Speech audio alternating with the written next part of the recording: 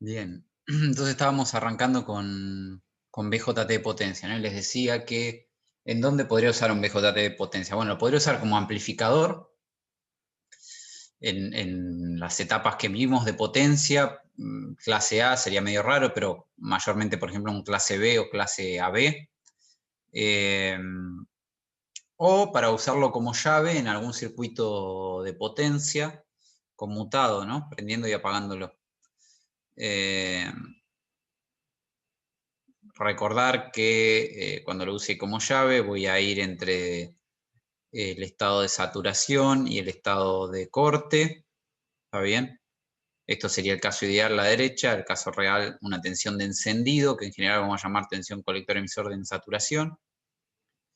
Y lo que nosotros sabemos es que para llevarlo de corte a la saturación vamos a tener que poner una corriente de base.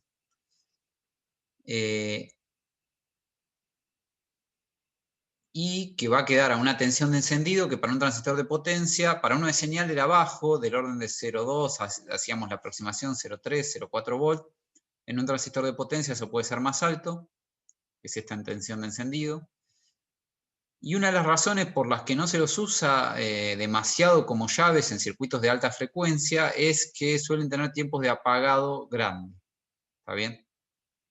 Ahora vamos a ver un detalle más. Y en general por eso, como llaves, han sido reemplazados por MOSFETs e IGBTs, que después los vamos a ver. La estructura, ¿vieron? ¿Se acuerdan que el BJT para nosotros era un sándwich de una región dopada N, una región dopada P y una región dopada N para un NPN o al revés para un PNP? En los de potencia esa estructura siempre se mantiene la idea, pero se modifica un poco para aumentar el área del emisor para soportar más corriente, ¿no? Y entonces se hace lo que se llama múltiples emisores o dedos emisores. Fíjense que acá hay como 3 emisores en esta estructura, 3N, 3 regiones N, N más, N más, N más, que son el emisor. También se hace una base más ancha comparado con uno de señal. Esto trae una reducción del beta, ¿no? Hay una ganancia peor, pero bueno, lo que se busca es tolerar mayores corrientes, ¿no?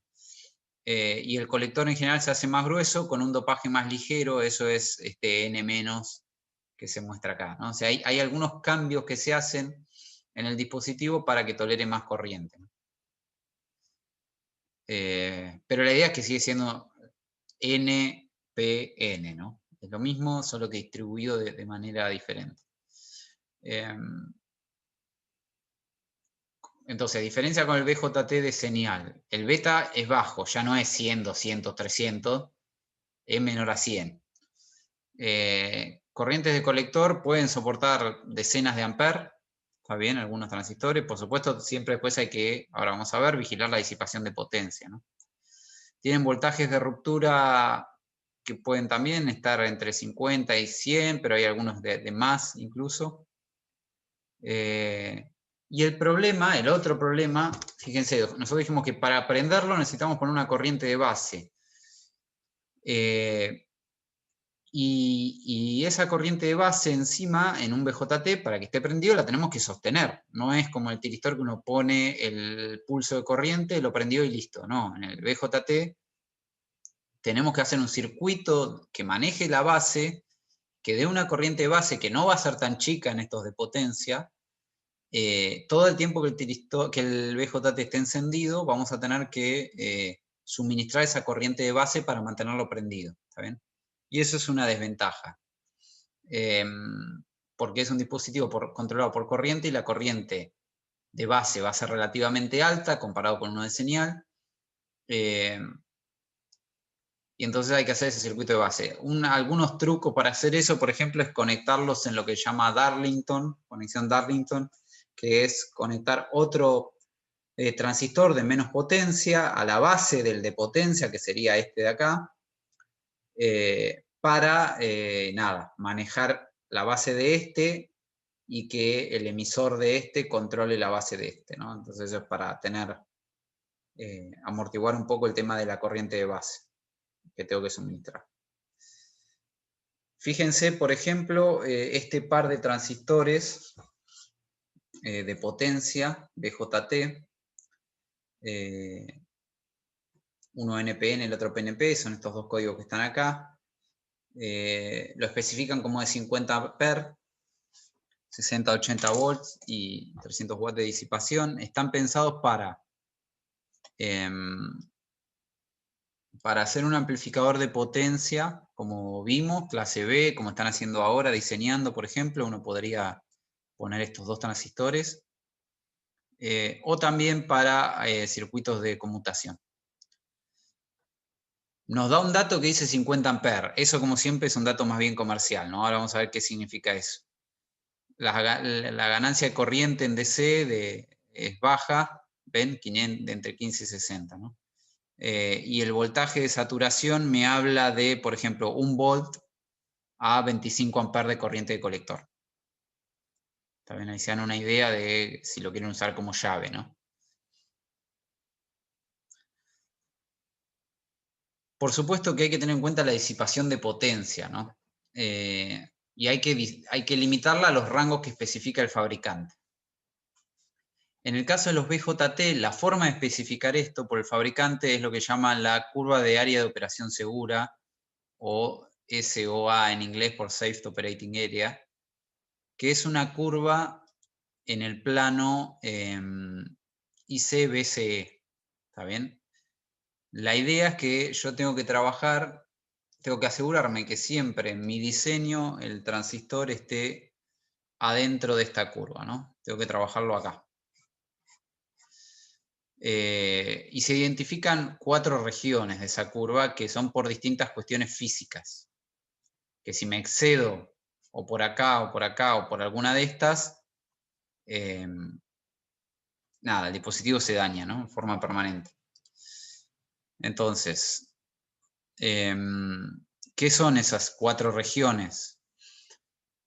La primera es un límite de corriente, es decir, es la corriente máxima permitida de colector. Si excedo esta corriente, puedo o fundir,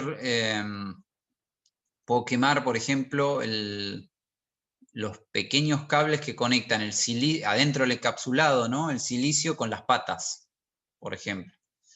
O sea, los cables que conectan el chip de silicio con los terminales del empaquetado. O sea, esa es la corriente máxima. Y obviamente esa es la que me especifica la hoja de datos, ¿no? Esta que decía 50 amperes es esa corriente. O sea que en realidad no puedo llegar a esa corriente. O es un caso límite. El segundo punto de esta curva que me da el fabricante es la hipérbola de potencia. Es decir, si yo hago la potencia del dispositivo máxima que puede manejar, básicamente está dada por la tensión colector-emisor multiplicado por la corriente colector, ¿sí? Por la corriente colector, eso en el plano IC BCE es una hipérbola, que es esta que está acá, que en teoría podría seguir y me aumentaría el área de operación segura si uno sigue con esta hipérbola, pero hay otro efecto que me limita más, que es lo que llama segunda ruptura, que tiene que ver con que el flujo de corriente muchas veces entre el emisor y base no es uniforme, entonces puede haber puntos calientes y entonces, bueno, esa me limita aún más, ¿no? La región. Y finalmente, obviamente, la cuarta es la tensión de ruptura, ¿no? Es decir, no puedo exceder una cierta tensión colector-emisor porque, como sabemos, los BJT también entran como los diodos, tienen una región de ruptura. Así que básicamente esa es la condición que me da el fabricante, yo lo tengo que mantener adentro de esta región de operación segura, al BJT. De hecho, esta es la curva de la hoja de datos del transistor que veníamos viendo, que les mostré recién, de ese par de NPN y PNP. Fíjense un par de cosas. Primero, que está puesto en ejes logarítmicos. Eso traduce las hipérbolas en rectas, entonces, nada, es más fácil de leer la curva. Fíjense, acá están los 50 amperes. ¿Está bien?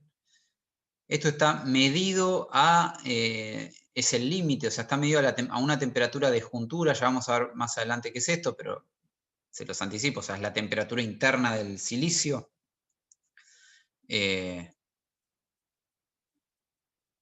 con y Tc es la temperatura de la carcasa del dispositivo.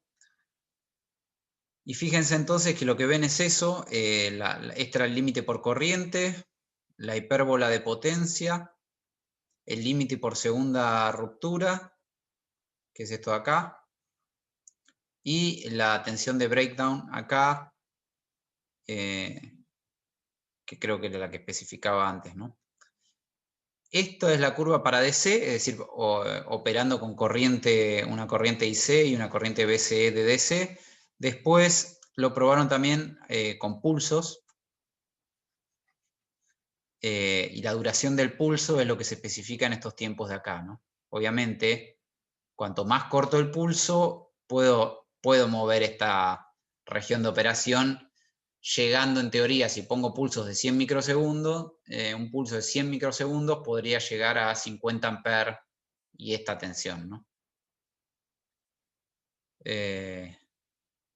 Nada, o sea que se van a encontrar en un BJT de potencia este tipo de curvas de Safe Operating Area.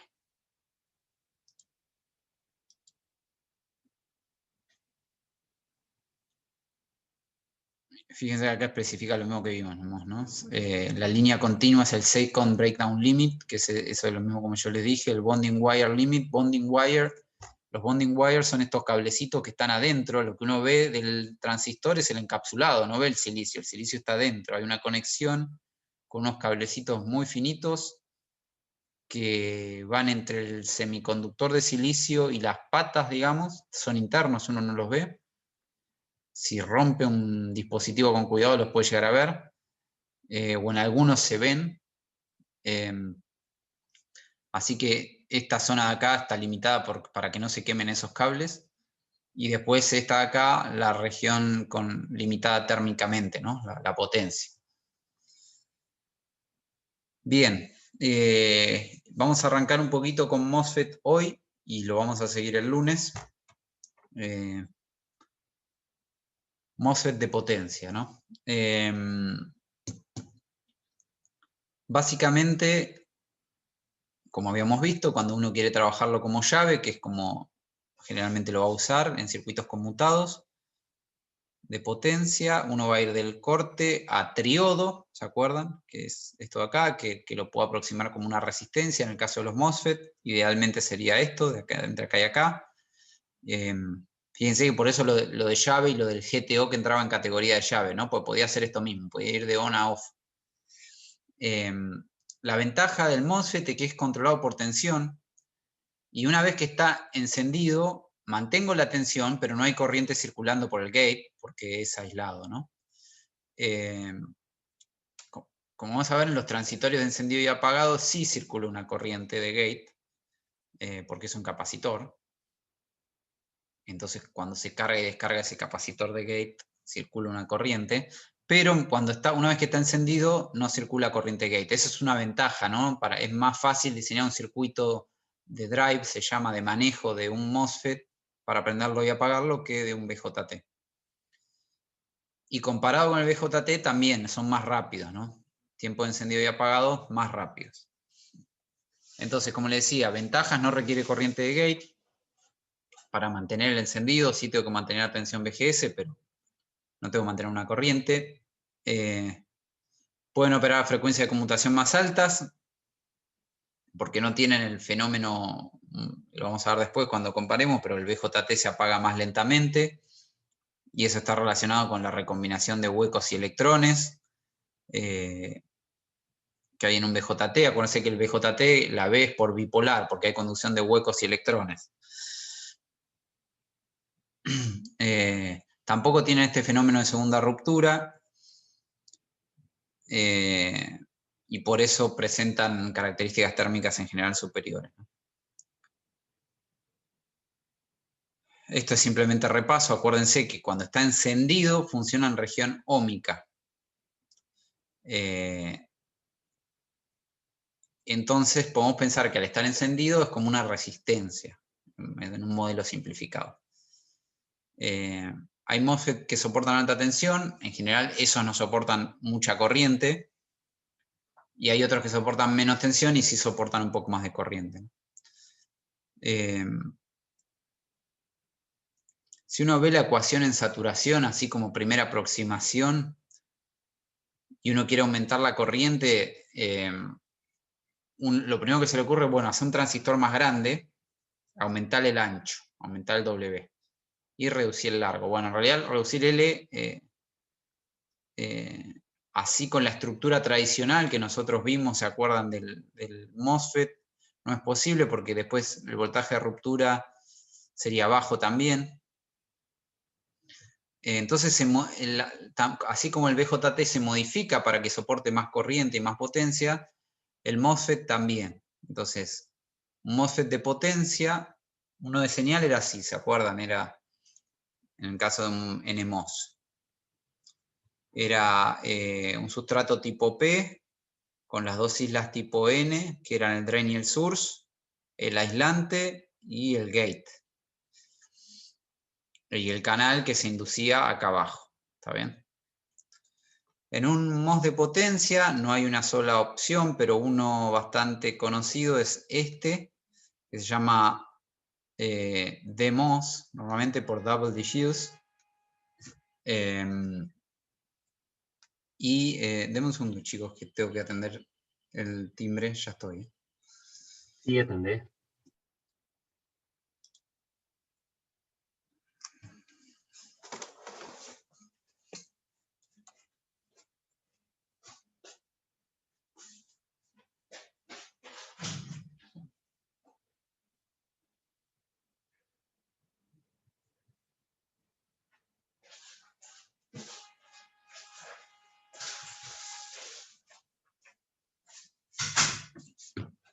Bien, entonces seguimos. En esta nueva estructura, nada, se modifica con ese objetivo, ¿no? Como el L, no puedo acortar el L acá y poner esto más cerca acá porque eso me trae problemas. Lo que sí puedo hacer es, por ejemplo, generar un drain grande, como es este de acá. Fíjense que ahora el conector de drain está acá abajo. El source está dividido en dos partes, dos islitas, por eso el double diffuse. Dentro del sustrato, dentro de estas dos islas tipo P que harían lo que era el body antes, ¿no? El sustrato antes. Y entonces, si ahora uno se fija, la distancia entre el drain y el source pasa a ser esta de acá, ¿no? Entonces eso achica el L. Nada, son trucos, se los comento, digamos, como comentario, de modificar la estructura original del MOS para tratar de que sea un dispositivo que soporte más tensión y más corriente, ¿no? Nada más que eso es lo que quiero que se lleven. Después el funcionamiento es el mismo, ¿no? Para cuando el VGS es mayor a la tensión de umbral, se induce un canal, en este caso lateral, ahí, donde dice L, digamos en el sustrato tipo P, acá, debajo del óxido, de los dos lados, y entonces los electrones conducen del source a lo largo del canal, ¿está bien? Hasta el drain. Y tenemos corriente así desde estos dos lados, cruzando acá por este canal que se formó debajo del gate. Pese a que tiene un canal corto, los voltajes de ruptura que se logran son en general grandes, ¿no? Si uno se pone fino, y de esto también es para comentarles cómo qué cambia, ¿no? Entre un MOSFET común y uno de potencia, aparecen algunas estructuras parásitas. Y hay una sobre todo que es importante y por eso voy a mencionar esto. Fíjense, este es el gate, este es el drain, ¿está bien? Este es el gate, este es el drain, acá está el source, digamos, puedo hacer lo mismo para el otro lado, ¿no? Entonces, este es el MOSFET, ahí está puesto el símbolo.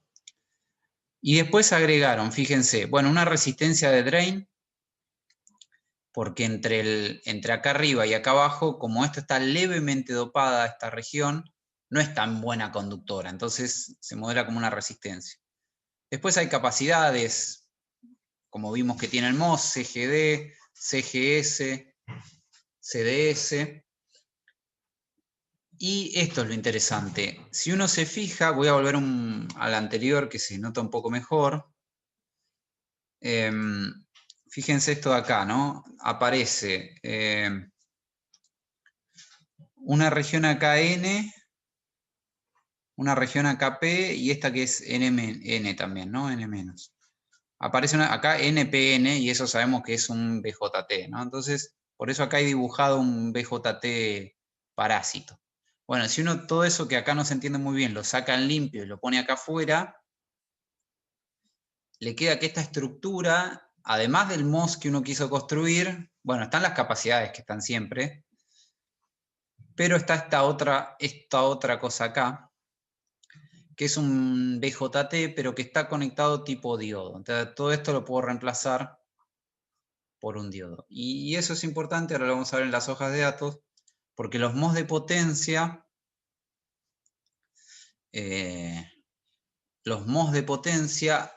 bueno, el modelo más simplificado, entonces, despreciando lo que no es importante, me queda esto, ¿no?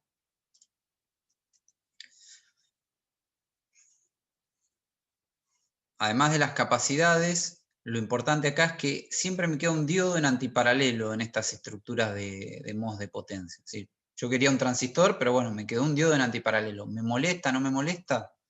Bueno, en algunas situaciones hasta lo voy a usar. Y ahora les voy a mostrar, pero vamos a un ejemplo. Este es un MOS de potencia. Fíjense que ya de canal N, ya en la hoja de datos, en el símbolo, no solo me dibujan el MOS, sino que ya me incluyen ese diodo, que en principio es parásito, pero que, bueno, ya que está en la estructura, después termina resultando útil, ¿no?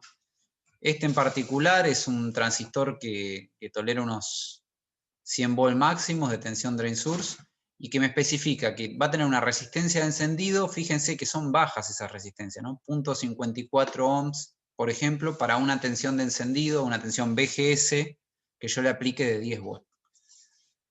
Después vamos a ver qué es esto de la carga que aparece acá. Si miro más parámetros de ese MOS de potencia, bueno, tensión de umbral, ya sabemos lo que es, el BT, entre 2 y 4 volts, y me da algunos parámetros, ¿no? del transistor. Lo que más me va a interesar, si lo voy a usar como llave, son estos parámetros, que es, bueno, cuánto tiempo tarda en prenderse y apagarse ese transistor, ¿no?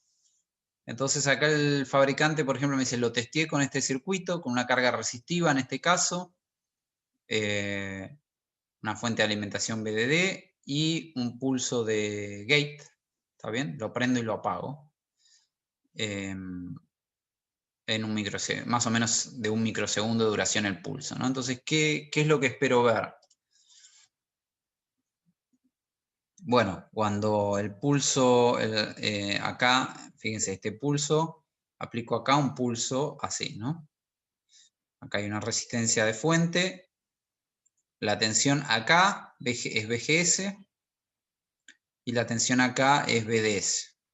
Entonces, empieza a crecer BGS cuando yo aplico el pulso, pero todavía en un principio, hasta que no cruzo la tensión de umbral, BDS ni se mueve, ¿no? O sea, el transistor está abierto, no hay corriente circulando por el transistor, entonces este punto está BDD. ¿Está bien? ¿Qué es esto de acá? BDD. El tiempo que tarda entre que BGS está en un 10% de su valor y la tensión, o sea, empieza a prenderse el transistor y esta tensión cae a un 90%, que es este punto de acá, a eso se lo llama tiempo de delay, de encendido, porque es un tiempo en donde tuve que esperar para que la cosa empiece a arrancar. Fíjense que ese tiempo en este transistor es del orden de 6.9 nanosegundos. O sea, eso ya le da una idea de las velocidades de estos dispositivos, ¿no? Y después este TR, que es el rise time, es el tiempo hasta que efectivamente, digamos, se prendió, ¿no? Acá se empezó a prender, acá ya considero que se prendió porque su tensión la tensión sobre el dispositivo ya cayó a un nivel suficientemente bajo. ¿Está bien? Entonces lo considero como una llave prendida. Ese tiempo es 16 nanos. Para el apagado uno puede definir tiempos similares. Fíjense que son todos tiempos en el orden de los nanosegundos. Esto para una carga más o menos de 5,6 amperes y una resistencia de 8 ohms. ¿Está bien? Que ese toque está acá. Y 50 volts de fuente. Esto les da una idea de, por lo menos para un circuito como este, a qué velocidad lo voy a poder aprender y apagar, ¿no? Son velocidades bien altas, ¿no? Estos son nanosegundos, por 10 a la menos 9. Dejen un margen de seguridad por 10 si quieren, les da 100 nanosegundos. Cada 100 nanosegundos los puedo prender y apagar, ¿no? Eso es rápido, ¿no? Estamos hablando del orden de mega, ¿no? Si no hago mal la cuenta, 100 nanos, 10 a la menos 9, lo paso a micro, sí, del orden de megahertz, que lo voy a poder prender y apagar. Los MOSFET, digamos, como comentario final, digamos, son dispositivos relativamente rápidos, llaves rápidas.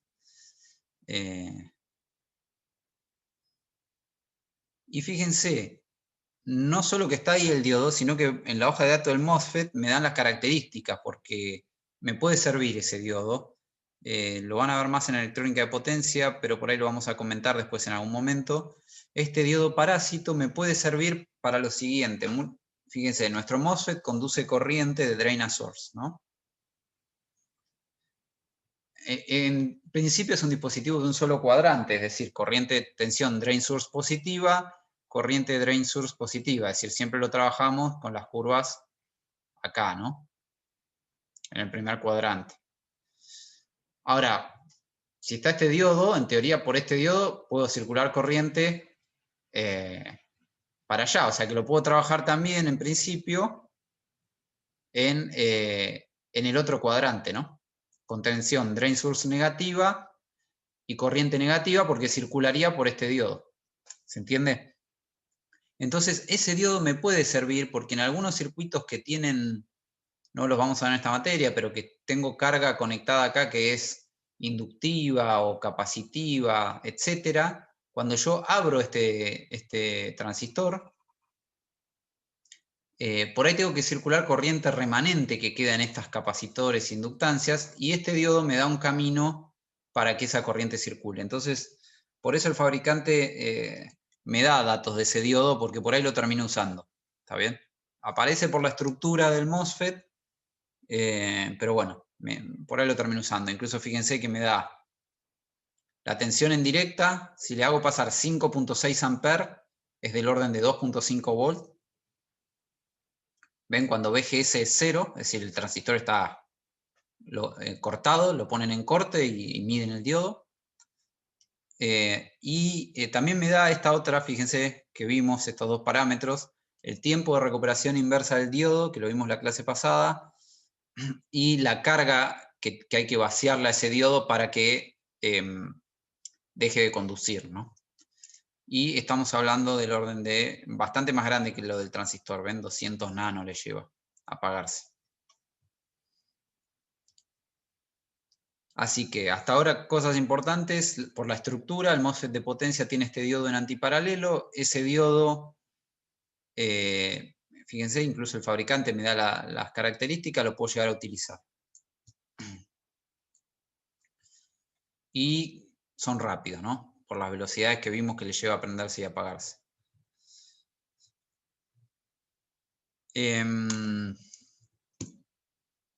Le voy a dar una cosita más y después vamos a cerrar por acá, si el lunes retomamos con MOSFET.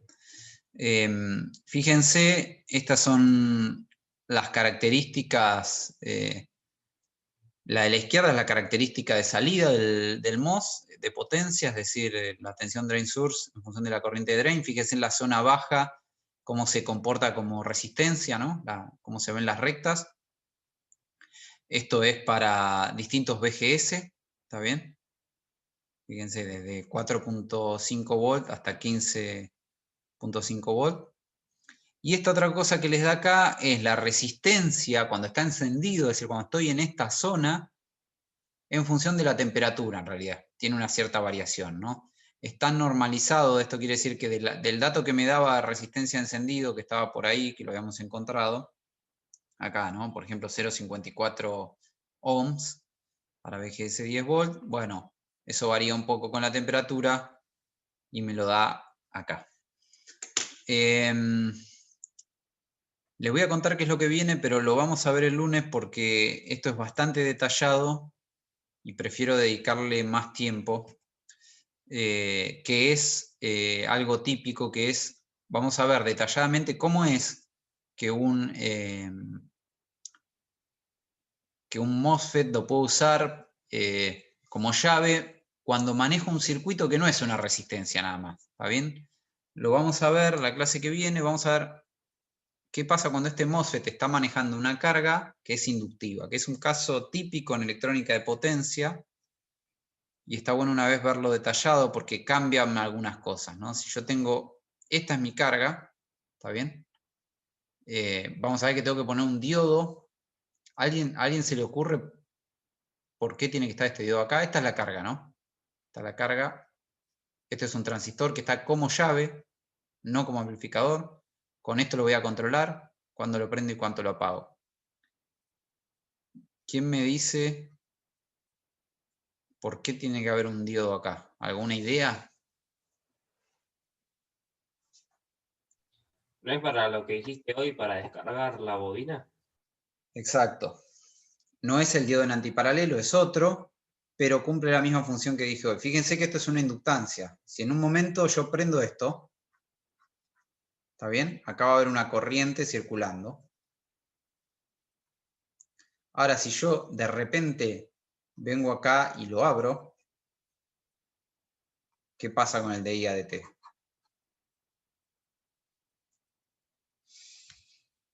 Si no está el diodo, ¿no? ¿Puede pasar de corriente circulando a cero de repente? No, porque la inductancia me vale, el DI ADT sería gigante y la tensión en la inductancia B en L es L por DI ADT, ¿está bien? Me levantaría esta tensión hasta quemarme este transistor, ¿está bien?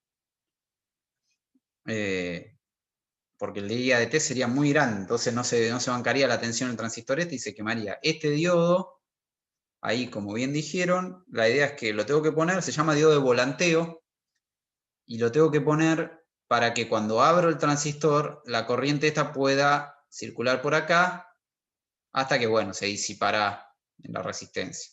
¿Está bien? Es decir, que cuando encienda cuando yo quiera abrir el transistor, la tensión en este punto se va a acomodar para que se encienda este diodo, ¿no? Y este es un circuito típico que está en las hojas de datos de casi todos los transistores de potencia. ¿Por qué? Porque, como vamos a ver la clase que viene, tiene varios efectos sobre el transistor, y además porque es algo medio típico querer manejar una carga inductiva, ¿no? Una carga inductiva puede ser un filtro de un convertidor conmutado, es decir, de un convertidor de continua a alterna, de alterna a continua. Todos esos tienen filtros, muchas veces con inductancias. O un motor, por ejemplo, ¿está bien? Es decir, cargas inductivas en potencia son muy típicas. Entonces, este es un circuito típico de prueba de un transistor de potencia. Y lo vamos a estudiar detalladamente la clase que viene. Eso es lo que dice acá. Vamos a arrancar con un modelo simplificado y después vamos a ver qué pasa. No sé si hay alguna duda o pregunta hasta acá.